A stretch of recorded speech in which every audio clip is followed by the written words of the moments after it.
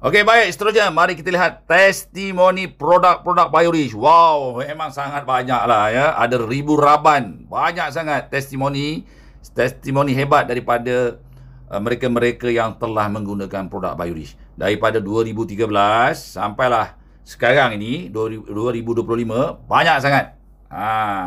Jadi kita ambil yang top-top ni, yang terkini je. Ya. Ada yang masalah kencing manis, gula bacaan, belah-belah sampai 10, 21, 22. Ya, apabila menggunakan gula O, turun.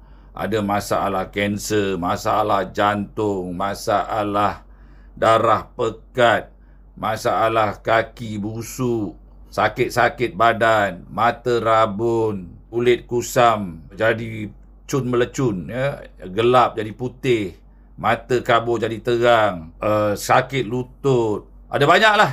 Senang cerita, apa yang dikempenkan oleh Biorich itu sehat sepanjang hayat. Ya, daripada kita umur baby dan juga sampailah sehingga kita akhir hayat, kita nak kita sehat. Kita boleh berjalan, kita boleh berlari, kita boleh mendaki macam orang muda, ya, macam orang muda lah. Apa yang orang muda buat, ya, walaupun kita dah 50, 60, 70 sampai 100 tahun, kita boleh buat. Maksudnya apa? Maksudnya seluruh sel-sel kita itu dia tetap muda, aktif, regeneratif. Caranya bagaimana? Caranya kita amallah, ya, semua produk-produk Biorich, ya, dan kita mesti 100% bertukar kepada gula O. Kita stop terus gula pasir itu, kerana gula pasir adalah emak dan bapa kepada segala penyakit. Jadi inilah bukti-bukti dia, korang boleh tengok sendiri. Ada banyak sangat, bukan setakat orang-orang biasa, ya, selebriti pun, ya, menggunakan produk-produk Biorich.